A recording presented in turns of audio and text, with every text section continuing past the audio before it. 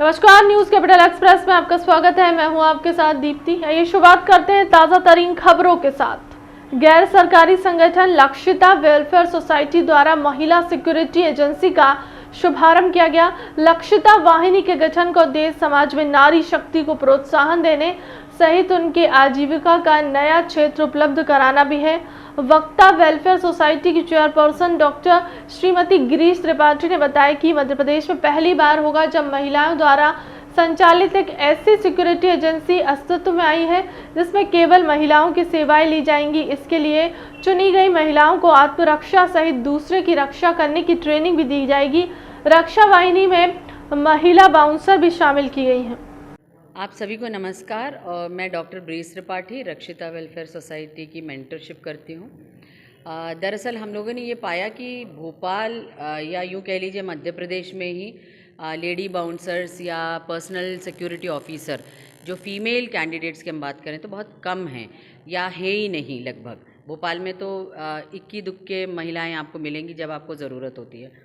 तो जब महिला आश्रम होता है या महिलाओं का कार्यक्रम होता है, महिला दिवस पे आपने देखा होगा बहुत सारे पॉलिटिकल पार्टीज़ काफ़ी कार्यक्रम रखती हैं, तो उसमें काफ़ी जब क्राउडेड सिचुएशन होता है उस वक्त एक पुरुष सिक्योरिटी पर्सन आके उनको संभालता है।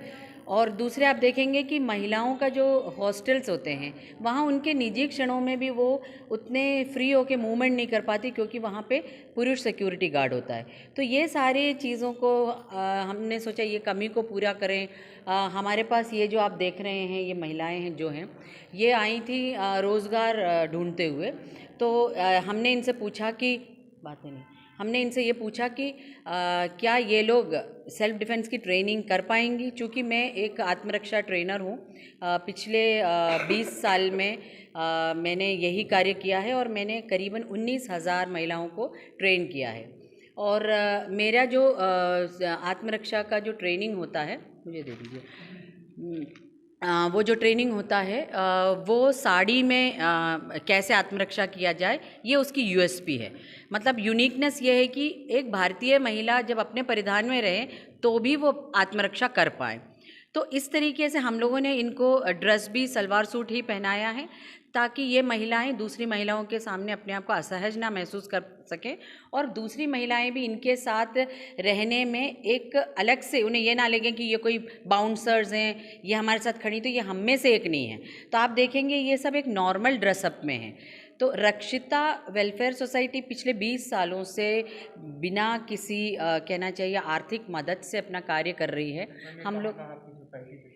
हम लोगों की सोसाइटी देखिए अशोकनगर, गुना, सिरोंज, विदिशा, भोपाल, रायसन यहाँ सब काम करती है और अभी तक हमने कोई फंडिंग नहीं ली। बीजेपी राहुल कोठारी ने मीडिया से चर्चा करते हुए बताया कि कांग्रेस पार्टी सदैव से अड़ंगा लगाने का काम करती आ रही है और अब भी वही कर रही है। अभी पिछले चुनाव में जिस प्रकार स्थिति हुई थी वही स्थिति फिर से है।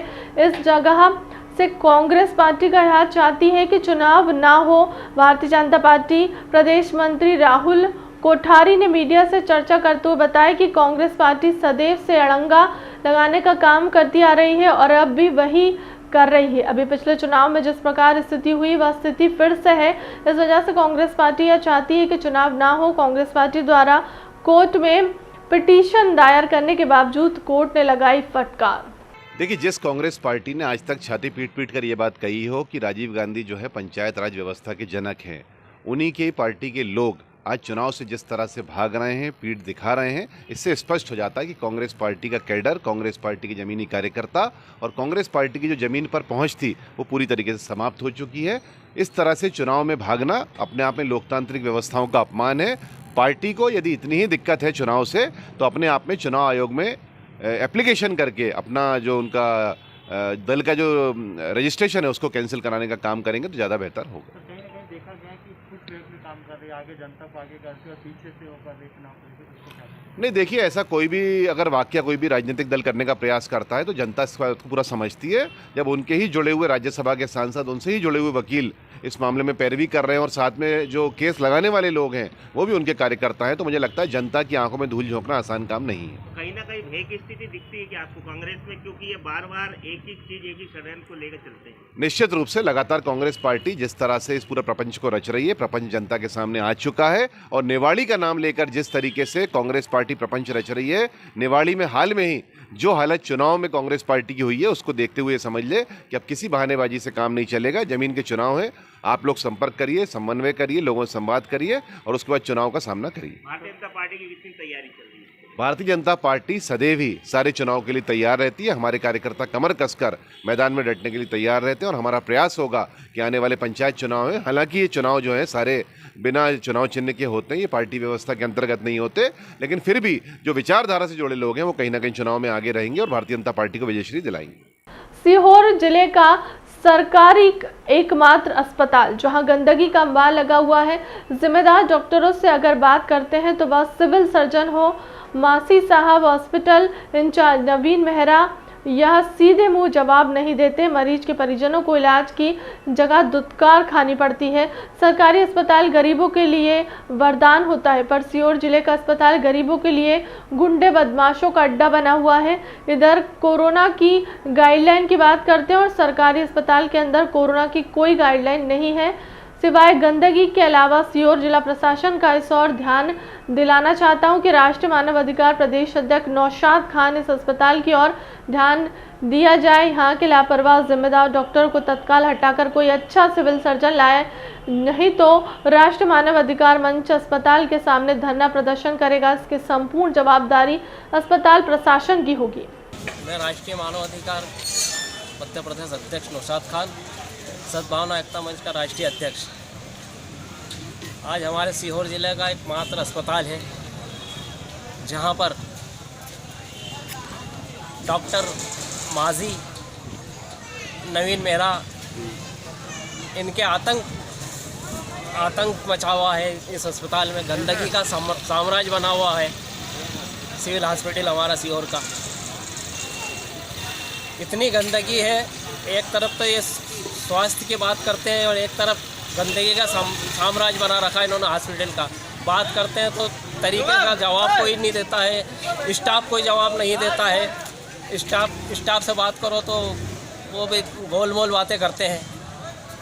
और यहाँ बड़े बड़े स्लोगन भी दिखे हुए हैं हॉस्पिटल के अंदर कि स्वास्थ्य के लिए ये करो वो करो, और मगर यहाँ पर कोई कुछ भी कोई जिम्मेदार डॉक्टर नहीं है, कोई जिम्मेदारी से काम नहीं करता है यहाँ पर। तो जितने भी स्टाफ है वो बिल्कुल दादागिरी पे उतारू रहता है।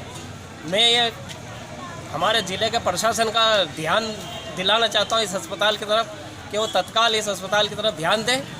और ये इनकी जो दादागिरी है यहाँ के खैरख्वाह डॉक्टरों की, जो यहाँ के नवीन मेहरा हैं, आपके सिविल सर्जन हैं, इनकी दादागिरी को कम किया जाए और हॉस्पिटल को सही तरीके से जुझारू रूप से चलाया जाए और यहाँ पर कोई अच्छा सिविल सर्जन लाया जाए जो सही तरीके से इस अस्पताल को चलाए।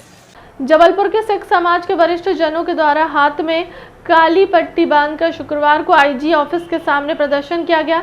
शहर के सभी गुरुद्वारा प्रबंधक और सिख संगठन के पदाधिकारी आईजी ऑफिस के सामने जमा हुए और उसके बाद उन्होंने प्रदर्शन किया। कटनी जिले के एसपी के द्वारा एक सर्कुलर जारी सिखों को आतंकवाद की श्रेणी में रखा गया।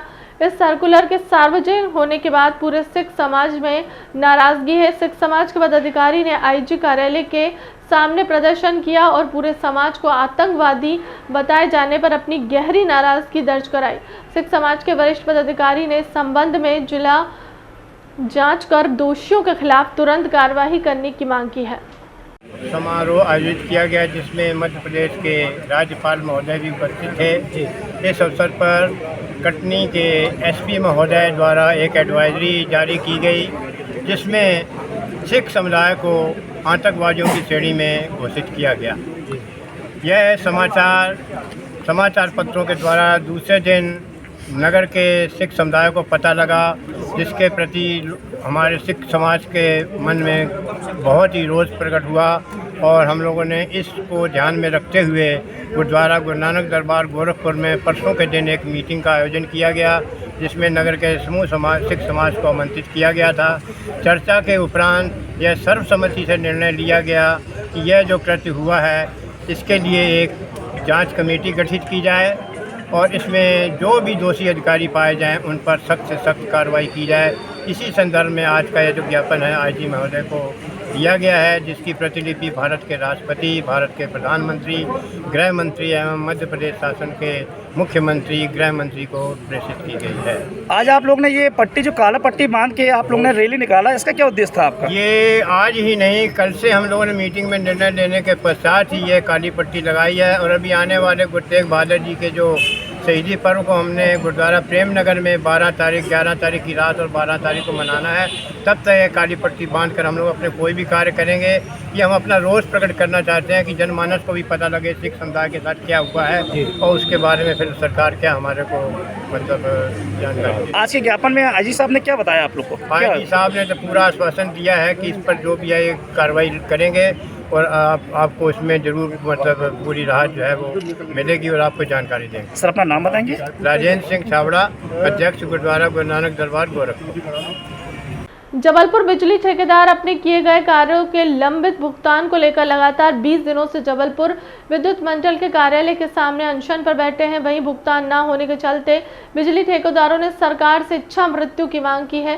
साथ ही आने वाले पंचायत चुनाव को लेकर बिजली ठेकेदारों ने बहिष्कार की बात कही है, जहां बिजली ठेकेदारों का कहना है कि उनके किए गए कार्यों का मध्य प्रदेश विद्युत मंडल भुगतान लंबे समय से नहीं कर रहा है, जिसके कारण वह काम लगाए गए मजदूरों को भुगतान नहीं कर पा रहे हैं। उनके साथ ही उनका परिवार जुड़ा हुआ है। हम इच्छा मृत्यु चाहते हैं क्योंकि इस कंपनी के कारण हम लोग बहुत ज़्यादा परेशान हो चुके हैं। 3 साल से हम लोग काफ़ी प्रयास कर रहे हैं पर हमारा भुगतान नहीं हो रहा है। और हम सरकार से, बीजेपी सरकार से, शिवराज सिंह चौहान से हम ये बोलना चाहते हैं कि आज जैसा पेपर में दिया है कि 6 जनवरी को चुनाव की घोषणा की गई है, वोटिंग की, तो हमारे पीछे जो लाखों लेबर है जिनसे हमारा भी गुजारा होता था और उनको हमसे उनका घर का गुजारा होता है। अगर उनके घर से 4 आदमी हैं तो उनके पीछे 4 आदमी और लगे हुए हैं। तो हम बिल्कुल प्रयास करेंगे कि हम इस चुनाव का बहिष्कार करवाएंगे क्योंकि जितनी भी जनता है हमारे पास, आदिवासी जनसंख्या हमारे पास ज़्यादा है। हमने मंडला डिंडोरी में काम किया है। मंडला डिंडोरी में कम से कम 75,000 से 1 लाख लेबर हमारे पास इस सौभाग्य योजना में काम करी है। तो हम इस चुनाव का बहिष्कार करवाएंगे अगर हमारा 1 हफ्ते के अंदर पेमेंट अकाउंट में नहीं आता है तो। मयंक श्रीवास्तव। पश्चिम मध्य रेलवे के लिए बहुत ही गौरवपूर्ण बात है कि उसके पूरा टेरिटरी जो 3012 किलोमीटर का टेरिटरी है, 3 मंडलों में फैला हुआ, जबलपुर, भोपाल और कोटा, इन तीनों मंडलों को 100% में 100% इलेक्ट्रीफाई हो चुका है। और इस इलेक्ट्रिफिकेशन के कारण हमको बहुत सारे ऑपरेशनल और इंफ्रास्ट्रक्चर के इम्प्रूवमेंट्स हुए हैं, जिससे पश्चिम मध्य रेल को पैसेंजर और गुड्स ट्रैफिक में फ़ायदा हो रहा है, साथ ही साथ मेंटेनेंस में भी फ़ायदा हो रहा है। अब इसके बाद जो अगला चरण है वो है इलेक्ट्रिफिकेशन ऑफ साइडिंग्स और गुड शेड्स, जो छोटे छोटे गुड शेड्स और साइडिंग्स हैं, ताकि हम अपनी एफिशिएंसी को और बढ़ा पाएँ। मिशन मोड पे पश्चिम मध्य रेलवे अपने साइडिंग्स को भी इलेक्ट्रीफाई कर रहा है और इसी श्रृंखला में पिछले 30 दिनों के अंदर 2 साइडिंग्स लगभग 21 किलोमीटर की थी। निवास road siding Katni Singrauli section में, गजरा बहरा साइडिंग, और इनको भी इलेक्ट्रीफाई किया गया है। राजधानी भोपाल में आज होने वाले इलेक्ट्रिक वाहनों के रोड शो के पहले मधुमक्खियों ने बोला हमला। मध्य प्रदेश ऊर्जा विकास निगम लिमिटेड के कार्यालय में मधुमक्खियों की वजह से मची अफरा तफरी। कार्यक्रम में शामिल होने गए कई अधिकारियों को मधुमक्खियों ने काटा। राष्ट्रीय ऊर्जा संरक्षण दिवस के अवसर पर होना है आयोजन। उसी दौरान ऊर्जा विकास निगम के ऑफिस में मधुमक्खियों का हमला से मधुमक्खियों ने कई अधिकारियों को भी काट लिया है और कई मीडिया कर्मियों को भी उनकी चपेट में ले लिया। 1:30 बजे रैली का टाइम था, 1:30 का उन्होंने बताया कि 2 बजे होगी, तो हम 1:30 बजे हम लोग रैली के लिए वेट कर रहे थे। इतने पीछे हमने ओपी शर्मा जी से पूछा कि कितना विलम्ब है। उनकी चार्जिंग स्टेशन पे वहाँ पता नहीं, लोग इंतज़ार कर रहे थे, हम लोग भी इंतज़ार कर रहे थे रैली का। इतने में मेरे को किसी का फ़ोन आया तो मैं फ़ोन पे बात कर रहा था, तो मैंने फ़ोन पे बात करते करते मुझे ये नहीं मालूम पड़ा कि मेरे साथ वाले और लोग जो थे वहाँ सब कहाँ चले गए। इतने में जब एकदम मधुमक्खियों ने अटैक किया तो मुझे मालूम पड़ा कि मधुमक्खियों ने अटैक कर दिया। मैं वहाँ से भागता वापस बाहर आया। भागने की कोशिश करी तो मेरा कैप, कैमरा सब छूट गया, मोबाइल छूट गया नीचे। तब बाहर आके देखा तो मेरी टी शर्ट पे और सैकड़ों चिपकी हुई थी, तो मैंने टी शर्ट भी उतार दी और उसको टी शर्ट को उतार के फेंक के वो बाहर गया। 5 नंबर तक पैदल पैदल गया बनियान से, तब भी मेरे को मधुमक्खियों ने छोड़ा नहीं, पूरी शरीर में काट खाया। जब मधुमक्खियों का अटैक हुआ तो क्या हो रहा था वहाँ पर? कितने लोग थे? नहीं, मेरे को ऐसा आभास हो रहा है या तो किसी मधुमक्खी ने किसी के छत्ते को छेड़ा है, या नहीं तो वहाँ वो जो उनका कुछ खाने पीने का इंतज़ाम हो रहा था उसके धुएं से कुछ वो डिस्टर्ब हुई हैं। क्योंकि आम तौर पे मधुमक्खी का छत्ता जो होता है बिना डिस्टर्ब किए हिलता नहीं है, कहीं भी कुछ नहीं होता है। या तो किसी ने छेड़ा है या फिर वो जो खाने पीने का जो उनका इंतजाम था उससे धुएं से कुछ वो डिस्टर्ब हुई हैं। कितने लोग प्रभावित हो गए सर? प्रभावित कम से कम मेरे ख्याल से 30-40 लोग रहे होंगे उस टाइम अलग पूरे कैंपस में। जो 30-40 लोग थे वो 30-40 तो लोग भागना पड़ा उनको, लेकिन मैं तो देख रहा था कि मुझे बहुत ज़्यादा अटैक किया। इसके बाद फिर मैं घर गया, जो मेरे पाइनियर के जो ग्रीश सर थे उनके पास साथ में गया, उनको मेरे को शर्ट दी उन्होंने, फिर ट्रीटमेंट करके वापस आया हूँ बैग लेने। संपर्क किया आपसे किसी ने? नहीं, मैं तो अभी सीधे चला आ रहा हूँ। अब तो मैं अब संपर्क करने का कोई सवाल ही नहीं उठता, मैं तो खुद अब जाऊँगा, ट्रीटमेंट लूँगा। छत्ता देखा था आपने? क्या छत्ता? नहीं, छत्ता मैंने नहीं देखा, वो तो सिर्फ जब मैं नीचे खड़ा था तो उन्होंने अटैक कर दिया, तो मैं छत्ता कहाँ देख पाता। मैं तो भागना अपने आप बचाया मैंने, बाहर आया मैं। ठीक राजू भाई। जबलपुर के तिलवारा थाना क्षेत्र के शास्त्री नगर अवनी बिहार कॉलोनी में चोरों ने एक सूने मकान में धावा बोलते हुए लाखों का माल पार कर दिया। वहीं शादी समारोह में गए परिजनों का कहना है कि चोरों ने अलमारी में लॉक को तोड़कर नकदी समेत लाखों के सोने चांदी के जेवरात चोरी करके ले गए। मामले की सूचना थाना पुलिस को दी गई है। वहीं मामले में तिलवारा थाना प्रभारी राहुल कुमार सिंह ने बताया कि अवनी विहार कॉलोनी में चोरों ने चोरी की घटना को अंजाम दिया है। आसपास के सीसीटीवी फुटेज खंगाले जा रहे हैं और अज्ञात चोरों की तलाश की जा रही है। जल्द ही मामले में अज्ञात चोरों को गिरफ्तार कर लिया जाएगा। ये अवनी विहार फेज़ 2 प्लॉट नंबर 36 में सत्येंद्र कुमार झारिया रहते हैं। वो वहाँ रहते नहीं हैं, वहाँ रात में बस सोने के लिए जाते हैं, वो कहीं दूसरी जगह पे रहते हैं। तो ये रात में 10 तारीख की घटना है। ये 10 तारीख की सुबह 10 बजे बरगी अरगी में कहीं शादी में गए थे और दूसरे दिन सुबह लौटे हैं, तो उनके यहाँ जो जेवर थे और 5000 कैश था वो चोरी हुआ है। कुल वो लगभग 1 लाख रुपए की पूरी जो है मचूर का बता रहे थे कि इतनी चोरी हुई है उनके यहाँ से। और उसके बाद पुलिस ने वहाँ जो PSTN डाटा उनका लिया है, आसपास के CCTV सब खंगाले हैं। जिस रास्ते से चोर जाता था सबके भी CCTV फुटेज मंगाए गए हैं और हमारे इलाके के जितने भी चोर हैं सबको भी राउंड अप किया जा रहा है। जल्द से जल्द इस चोरी का खुलासा किया जाएगा। भारतीय जनता पार्टी अल्पसंख्यक मोर्चा ने रिपीट एंकरेज अजय स्टार्टिंग पढ़नी है क्या कैपिटल में? नहीं। भारतीय जनता पार्टी अल्पसंख्यक मोर्चा ने दी विपिन रावत और उनके साथ प्लेन क्रैश में शहीद हुए सैनिकों को श्रद्धांजलि। प्रदेश अध्यक्ष रफत वारसी, M ऐसा खान, मोर्चा अजीज खान, जिलाध्यक्ष शेरू अहमद, राजू खान सहित कई मोर्चा कार्यकर्ता मौजूद रहे। भारतीय जनता पार्टी अल्पसंख्यक मोर्चा जिला भोपाल द्वारा आज पूर्ण श्रद्धांजलि यहाँ पर अर्पित की जा रही है। भोपाल शहीद स्मारक गेट पर देश की आन बान शान